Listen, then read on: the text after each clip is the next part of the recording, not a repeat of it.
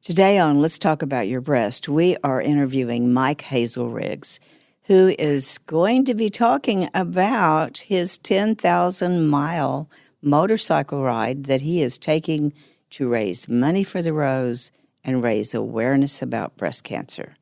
There's still time for you to give to the Hoka Hey ride, and it's going to cover from East Coast to West Coast, North to South. It's an amazing ride, and we are so, so grateful to Mike for doing this to help the Rose, help more uninsured women. When you subscribe to our show, you help us grow. Someone you know may need to hear this story, so please share with your family and friends. And consider supporting our mission.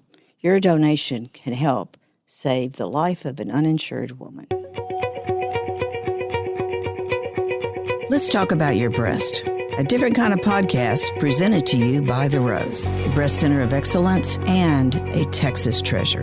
You're going to hear frank discussions about tough topics, and you're going to learn why knowing about your breast could save your life. We're here today with Mike Hazelriggs, and he's going to be telling us about this amazing ride that he's about to do for the Rose. But there's a lot we want to know about you, Mike. And, you know, if I didn't know better, I'd know you were a biker. I mean, you just, you have that look. And I remember, though, you telling me that in your other life, in your real life, in your work life, what is it that you do? So I'm a facility manager. I was an IT geek for 30 years and then landed in facilities management. And so that's what I've been doing for about 15 now.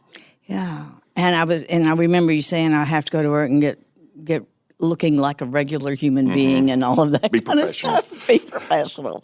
And I thought, because the first time we talked, you said, you've got to go look at my page. And I went, holy smokes, this guy really is a biker. So how long have you been biking? How long have you been doing I've this? been riding since my early 20s, so 40 plus years now. All the accoutrements have basically come since I was 60. The tattoos were something I did with my daughter, heaven forbid. And I just reached a point in my life where I decided there were different priorities in life. So I can be professional, but I can keep it under wraps a little bit. You do it, yes. And now we're talking the big motorcycles. We're talking big bikes. Mm-hmm. I was telling someone I was about to interview you, and they go, "Oh, a biker." I said, "No. We're talking the big, heavy-duty kinds." So how did you first find out about the Rose? So we were very fortunate. Kathy was diagnosed in January of 2011. And Kathy's your fiance. She's my fiance, and she had just been diagnosed and was just starting her first treatments and stuff. And we had a bunch of friends that already rode. And through that connection, we found out about Bikers Against Breast Cancer. Mm-hmm. And everybody had to come because everybody loves Kathy. So there was a support thing. And I think that's how we came about the Rose, and then attended 6, 7 of them, have donated, done the shrimp boil and everything else. So there was already a connection there. A good connection, yes. And the Bikers Against Breast Cancer was something that the Rose hosted for 10 years. Mm-hmm. An incredible fundraiser and lots of fun. Always outside, always depended on the weather. And if it rained, we rode. I know you did. I would be out there, and I would think, what was it y'all covered, like 60 miles? It wasn't a terribly long ride. I think the highlights were usually crossing the Fred Hartman Bridge and a couple of things, but a lot of stuff down in the Clear Lake area, NASA, that kind of stuff. It was a good ride. Main thing was it was a big pack. And it was people of all different professions and types, and it was just so heartwarming to see the people on the side of the road holding up signs, supporting and stuff. Yeah. It might get a little dusty in the helmet when you were doing that kind of thing.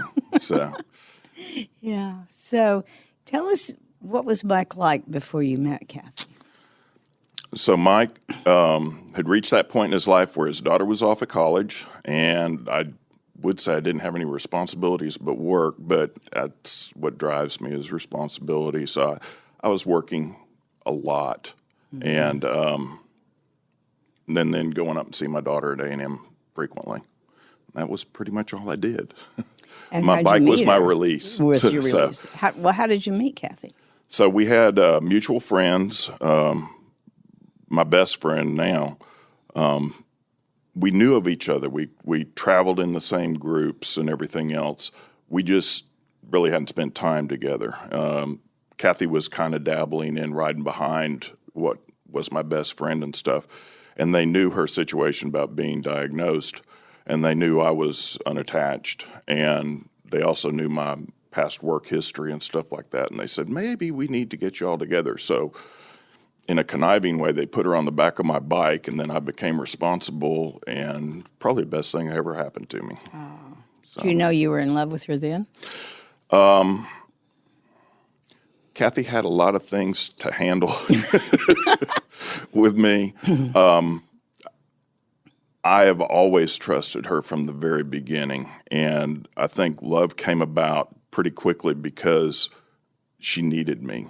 And that drives me in many ways. So, Okay, now take me back. She had already been diagnosed when you met her, or she Yes. was okay? She had just been diagnosed. We met, I want to say, maybe a month later. I know it was more than 18 days because the chemo process had already started with her hair and stuff like that. That was an interesting moment in her den when we both knew it was time to, okay, take the bandana off and let's see. And that went really well. I think that's something we both got through easily without having to worry about feeling awkward or anything. So, Well, now tell me a little bit more about that. okay. So she was diagnosed in January, and she'll probably correct me, but I know I'm close to it. And then we got together probably around February, March, something like that. And so she had already started chemo. She did chemo, then she did radiation. And so her hair, I think we counted the day as day 18, and she'd already gone through the shaving and stuff, and she was just terrified because we had just been put together, and what's he going to think and stuff like that. And It really didn't affect me. It was, first off, she can get ready really quick because she can change wigs and we'll be out the door. But also, again, I knew, if you can be this vulnerable with me, then, and not even really knowing, and it doesn't put either of us off, then I think that speaks to what the possibilities could be for getting you through this. So it wasn't a bad time. It was a good time. And well, did you ever have some bad times with her? Difficult Absolutely. times? We've had, I think a lot of times being an advocate within the healthcare system and just understanding common sense and trying to drive people to, okay, if this is what we're trying to do, then why are we over here doing this? And I can be pretty rigid at times, I'm told. To get through those bad times, I think anybody that's been through the cancer journey, you're used to having a very regimented, organized life because you have appointments after appointments, you have tests, you have doctor visits and everything else, and your life's very busy. But at some point, the darkness always comes in a little bit just because you start questioning, are we doing the right things? Are we making progress and stuff? And we were very fortunate with the care that she received. So I don't know where I was going with all that.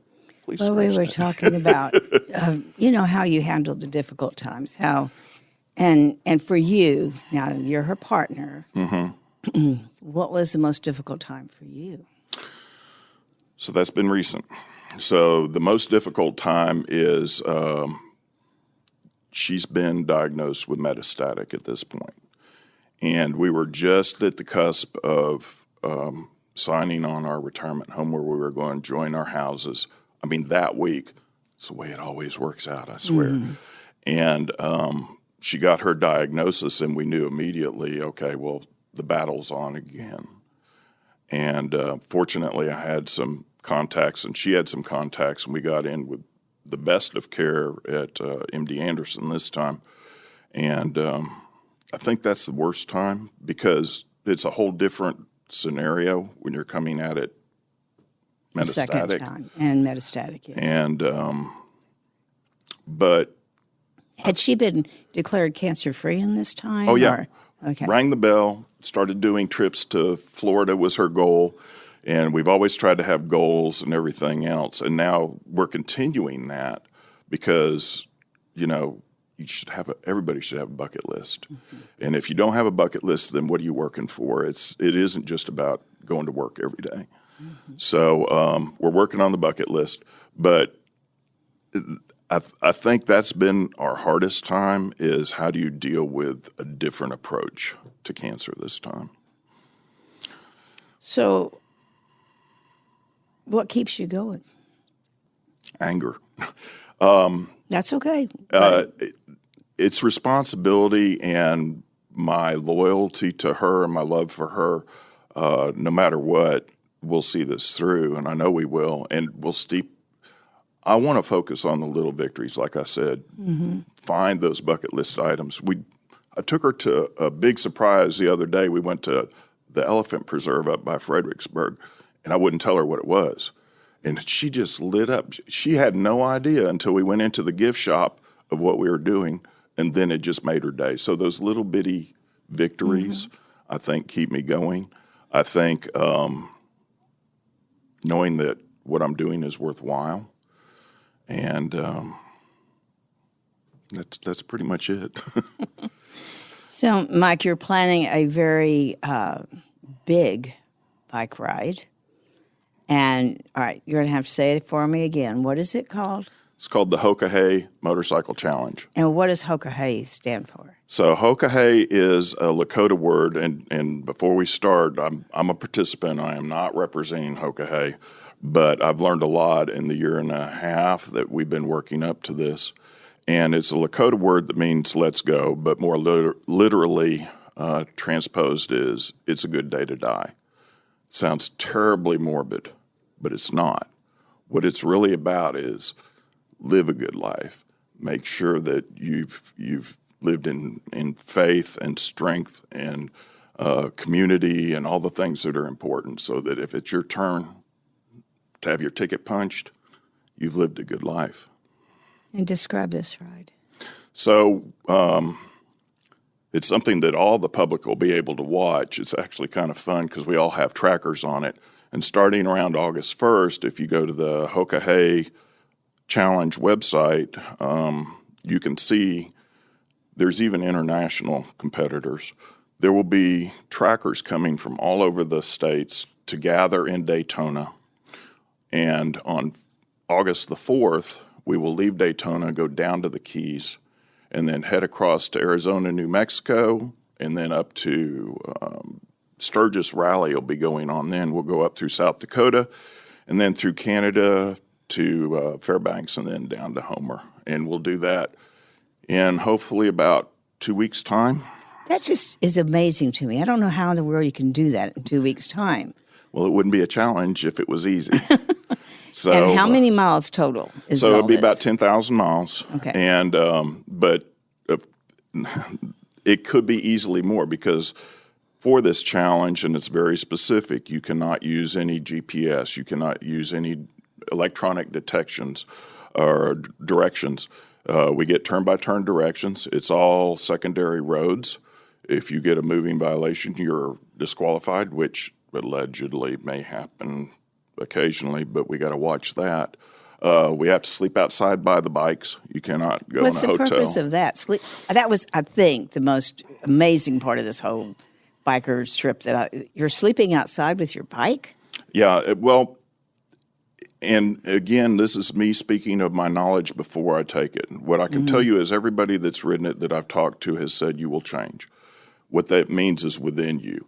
So I think the purpose of what Jim Red Cloud was trying to do by coming up with this challenge was this really isn't about a long-distance ride. What this is about is going through areas of the country, A, that are beautiful, but B, may be challenged with say, reservations, indigenous people issues and stuff like that. It's about finding your zen and being out on the road and learning more about yourself and the friendships that you build on the road. Yeah, it's 10,000 miles, and yeah, you're in hardships and everything else, but what's 2 weeks worth of hardship compared to the lady that's just been diagnosed with cancer? It's not. So I think it's diving deeper into yourself to really understand that is the purpose of Hoka Hey in my mind. It's not just about pounding miles, because we can all do that. It's not easy, but we can do it. You got to manage gas and everything. You know, it sounds like, though, you've done a lot of that already. I would tell you that goes back to what I learned with Kathy's first diagnosis. And I think everybody that goes down the journey knows is your priorities totally change. The people that you think will be there for you many times won't be there for you. The people that you would never expect. In my case, Kathy had no earthly idea. I didn't even have any idea this was going to happen for me to support her. But when your priorities change, you become more attuned to what's going on within you, and you realize the only things that are really important anymore are time and relationships. It's not money. It's not the pursuit of who's got the better car or what your job title is or anything like that. But I think that has a lot to do with, I guess, how I'm getting kind of into the mental and spiritual aspects of the journey versus just pounding miles. Mm-hmm. You had no idea it was going to go here, did you? No, I didn't. But I kind of suspected there was a lot more to Mike than you were letting on to when we were visiting. It was all about, I'm getting this done. And I am. I'll be in Homer. Yeah. Barring a moose impact or something, I'll be in Homer. Cancel. We don't want that happening at all. So the motivation for you is going to be, Kathy, raising money. And, you know, I understand that this is more than just a bike ride. I understand that you have this great goal of raising lots of money, and I think you're well on the way to beating your goal. I've already beat my goal now. Yeah, I think that's I great. have a benefactor that just matched up to $5,000, so I'm at 10 plus right now. I need to change my goal. Well, what a like terrible that. problem to have. Yeah, what a terrible problem. But it's more than that. Is. You're looking for some comfort, if not maybe different answers. You're dead on of what I'm doing this for. Kathy told me something and it breaks me up every time I say it, but she told me when I first approached her and my daughter about doing this, because, I mean, it's difficult. And you're away from the family, and there's a lot of practice that has to go into it. There's a lot of investment, a lot of things. And I'll never forget her telling me, you can't fix me. Try to help somebody else. And the fact that I had to face the fact that I couldn't fix something I don't live well with, and I immediately thought of the rose, that was natural. But I think my comfort is going to come from, and one of the things that's going to motivate me on my ride is not only raising money for people, and I think it's really important that I do something with my life, i.e. raise money for people that I don't even know, that I know I'll have an impact. I've walked into the waiting rooms at the other location, and every woman was there by herself, and I just want to go up and hug her and tell her it'll be okay. I've traveled this path. We'll get you there. But what I'm going to do personally, which will help me, is I've reached out to, and I think we all know, a bunch of people that have had breast cancer, which is an issue to me. I've reached out to people that are 1 degree separation from me, and some people have passed, and some people are still living with cancer or have recovered from cancer or survivors and everything else. And I've asked for bandanas.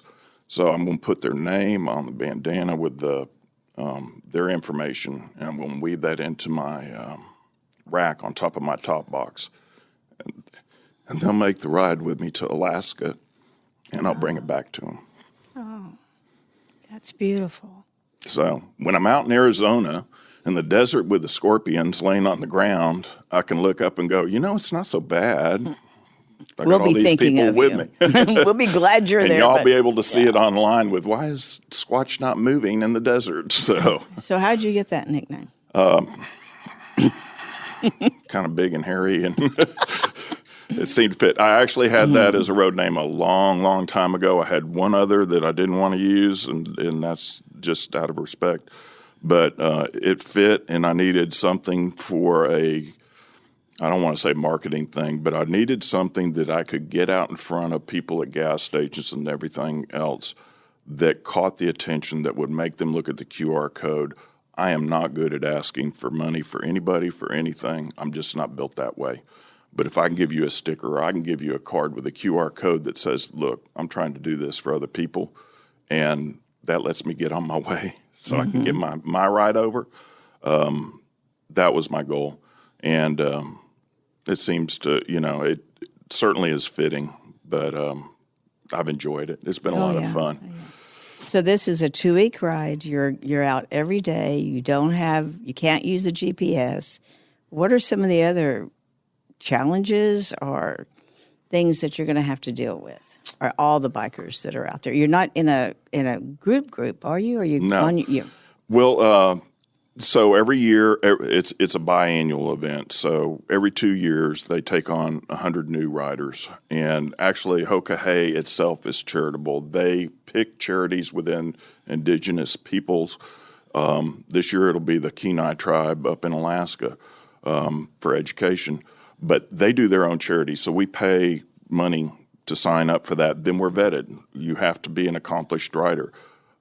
Let me stress, the people that are participating in this are from all over the world. They have all kinds of world records. These are the very best riders of the very best riders. So for me to be able to ride with them, and I've already gone on several, meetups and everything else with them, I'll be riding with my friends. I think the difficulty is, everybody says, it's 80% mental and 20% physical. So if you can get your mind right, then I think the rest of it isn't bad. The directions will be my nemesis. I will be turning around a million times because I can't even tell you road numbers or anything like that. But I'll get there. One way or the other, I'll get there.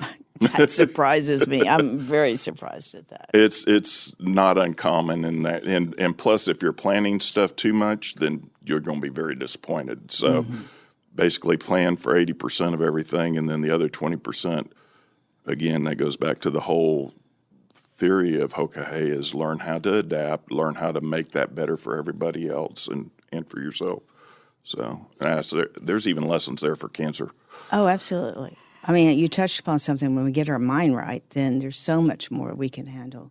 But we have to get our mind right. So you're a guy, a man who couldn't fix this, fix this. I mean, now this is very common, though, Mike. You have a spouse, a loved one that's going through this, and you want to fix it.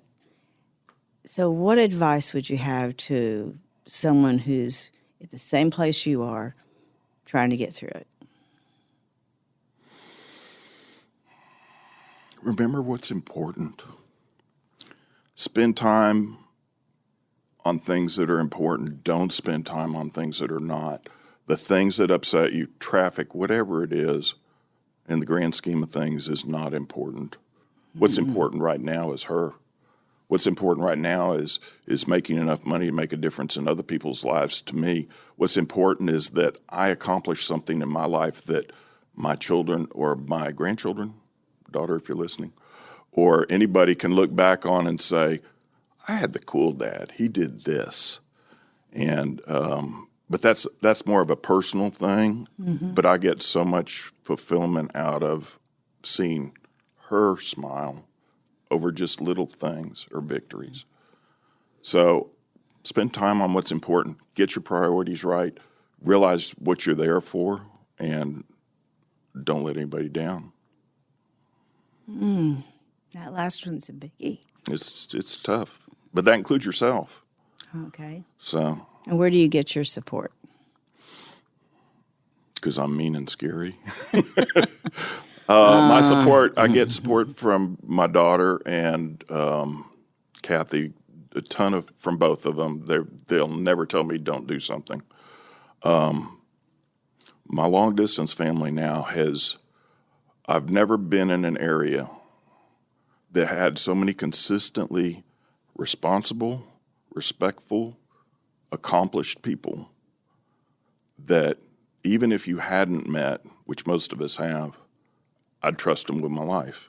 Mm-hmm. And I will be trusting them with my life. Mm-hmm. We may leave as a group, but we'll be strung out from Florida to, some guys will make it in 8 or 9 days, probably. I'm not one of those. But we're all there for each other. And it's all guys. No, absolutely not. And that's one of the things I really enjoy about this is there are so many women in this. The typical percentage of women riders is about 20. In long distance riding, it's 30, and they're beasts. I mean, they can keep up with the guys. They ride with the guys. There is, and I've yet to see anybody be treated any different at any event for long distance stuff because there are no bad riders. You're weeded out right away. Right. And that's what all the respect is about is what you carry inside. Do you keep your word? That kind of stuff. Yeah, I can see It's there's old a school. lot more to this. Yes, very old school. And it's what you're carrying in life is what makes you who you are. And I think age brings a lot of that too, because and I'm not saying I'm that old, I don't feel it, but once you've reached a certain point in your life, you start getting your fulfillment more for doing for others or service or faith or whatever you want to look at. Community becomes much more important than, what size is my house and I need to, Those put a pool in things. and stuff. Right. Well, I can tell you whatever you raise in this ride is going to impact hundreds of women, and you know that. And it's going to allow us to reach so many more. So, like you said, there's going to be women you will never know and you'll never meet who will benefit from this. And we just want to thank you ahead of time. All of your information is going to be in the show notes. Okay. And people will be able to go there, go to your page, support you through this, and most importantly, they can ride with you. Yes. I think it'll be a lot of fun. Last 2 years ago when they did it, I spent, allegedly, time at work with it on one of the screens, watching just everybody coming from all over the country and joining, and then all of a sudden it spreads back out. It's just the neatest thing. Oh, I can't wait to watch it. So. Yeah. Thank you. Thank you for doing this. Thank you for taking care of Kathy, for being who you are, Mike. Oh, that's my pleasure. I really enjoyed it. And I guess the last parting words are we only regret the rides we don't take. So. Ooh. Oh, my gosh, that's profound. And that goes for everything. Everything. Everyone. Again, thank you so very much. So enjoyed this. I didn't know hundreds. That's awesome. I need to raise more money. It'd be thousands. Yes, we'll agree that. Thank you for the opportunity. I checked. I think one of the things that's important, and you can cut it or not, but GuideStar rating of the Rose, to me, the fact that you're rated platinum tells me that I'm doing something worthwhile. There's so many charities that, we're in it for providing the CEO, planes and everything else. And I can't tell you how much better I felt knowing that what I was doing was actually going to make a difference. So thank you for running the organization the way y'all do. Thank you for making it a family, because even when we've come to the Shrimp Bowl and everything else, nobody knows us.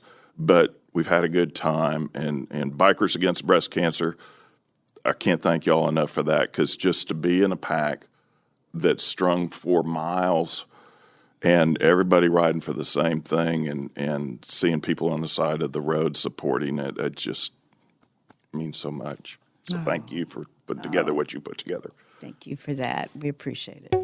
Thank you for joining us today on Let's Talk About Your Breasts. This podcast is produced by Speak Podcasting and brought to you by The Rose. Visit therose.org to learn more about our organization. Subscribe to our podcast, share episodes with friends, and join the conversation on social media using hashtag Let's Talk About Your Breasts. We welcome your feedback and suggestions. Consider supporting The Rose. Your gift can make the difference to a person in need. And remember, self-care is not selfish. It's essential.